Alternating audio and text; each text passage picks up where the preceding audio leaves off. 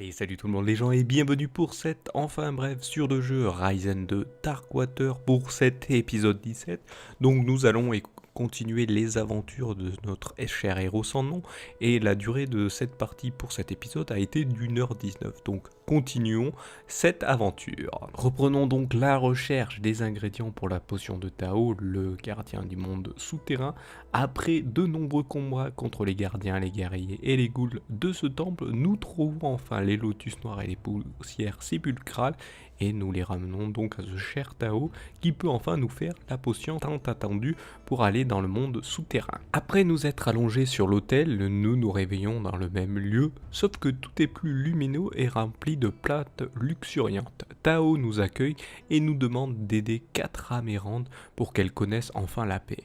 En faisant cela, nous pourrons ainsi récupérer un artefact nommé le sceptre crânien que nous pourrons rapporter à ce cher Tao sur l'entrée du temple de ce monde souterrain. Allons visiter le coin qui ressemble étrangement au temple que nous avons au monde normal et faisons la rencontre de Naélé, une âme d'une indigène qui nous indique être prisonnière ici depuis des milliers d'années car elle a abusé de l'amulette de la terre, artefact que nous recherchons justement.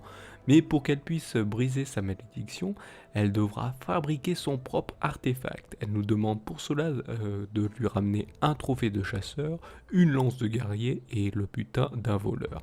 Elle nous raconte qu'elle était autrefois le chef du clan du vent et a été manipulée par Mara pour asservir son peuple.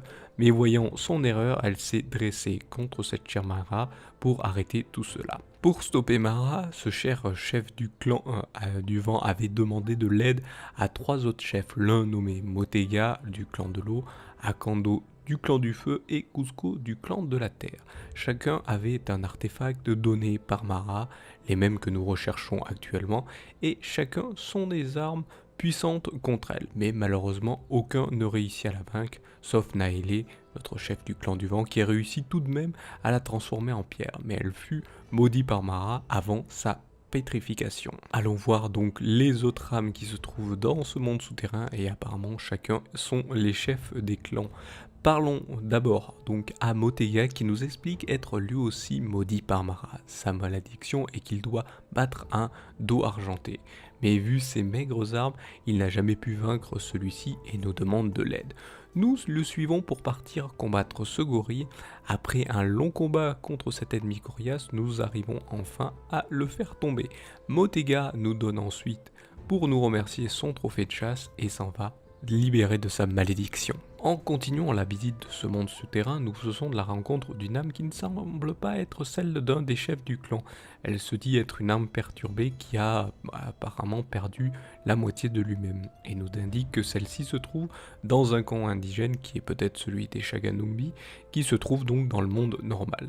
Donc nous devrons la chercher plus tard. Allons parler ensuite à Akando, le chef du clan de feu, qui nous demande de dérober son diamant dans son temple qui est juste à côté de lui, car celui-ci a été maudit aussi par Mara, que celui-ci lui avait volé son diamant dans le temple de l'eau. Mais nous devrons pour cela ouvrir son coffre grâce à l'aide d'une clé enchantée qui peut être faite seulement par une sorcière. Cette chère Naélé semble pouvoir nous confectionner cela, mais nous verrons ça un peu plus tard. Allons maintenant faire la rencontre d'un autre chef qui est Cusco, le chef du clan de la terre. Celui-ci est aussi maudit par Mara pour ne pas avoir réussi à la combattre. Pour lever sa malédiction, nous devrons donc le combattre. Mais malheureusement, nous verrons ça au prochain épisode car nous arrivons à la fin donc de cet épisode 17. Et là maintenant, je vous laisse en compagnie de la timelapse et de la musique et je vous retrouve juste après.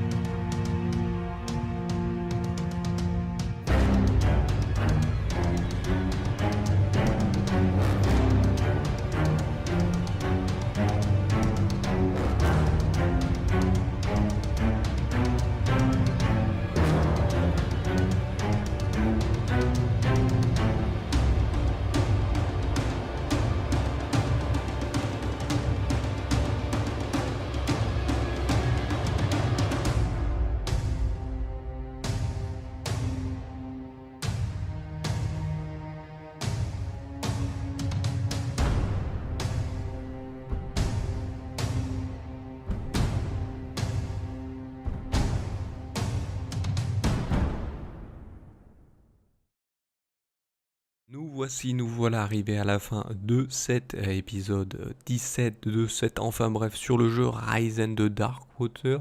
Donc là eh bien déjà pour le dessin on va parler.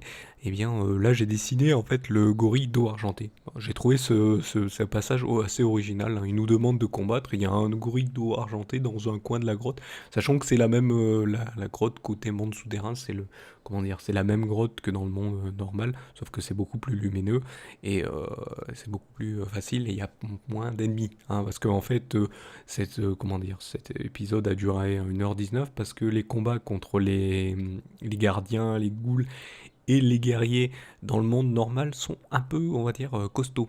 Voilà, ils sont très costauds et voilà, il m'a fallu plusieurs fois pour les refaire et donc ça a duré assez longtemps. Voilà, donc certains épisodes pourraient donner l'impression qu'ils sont courts.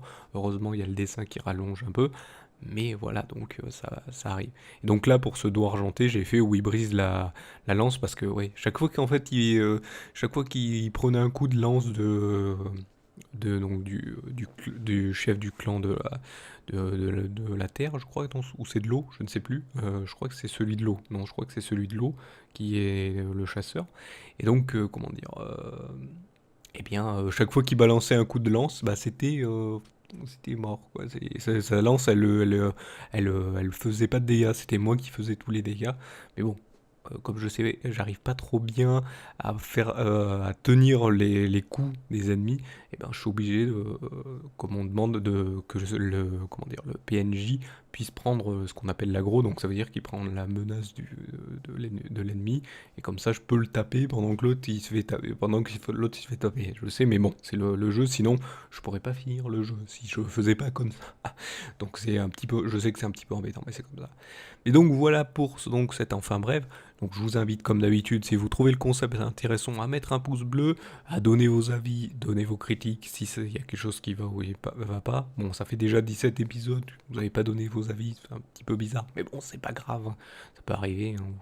Vous regardez pas trop, hein. Mais n'hésitez pas à mettre un pouce bleu, à partager les vidéos pour faire découvrir ce jeu peut-être à d'autres personnes, hein. Sachant que c'est pas vrai, ça fait pas découvrir le jeu, ça fait plutôt découvrir l'histoire, mais ça se focalise aussi sur le dessin, donc n'hésitez pas à partager cela et vous abonner si vous n'êtes pas abonné. Si vous êtes déjà abonné, il y a une petite cloche maintenant qui apparaît à côté juste du bouton d'abonner. C'est pour la notification des prochaines vidéos qui sortent sur la chaîne. Comme ça, vous êtes averti de suite. Sinon, vous avez les réseaux sociaux, hein, et donc ils sont dans les liens de la description.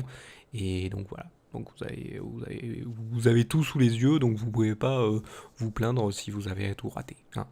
Voilà. Je fais tout en sorte pour que vous puissiez les voir, soyez au courant sur les réseaux sociaux, donc vous pouvez pas vous plaindre. Donc voilà pour ce enfin bref sur Ryzen 2 Darkwater. Je vous remercie de m'avoir suivi et je vous donne rendez-vous à une prochaine vidéo ou un prochain épisode. Allez, salut à tous.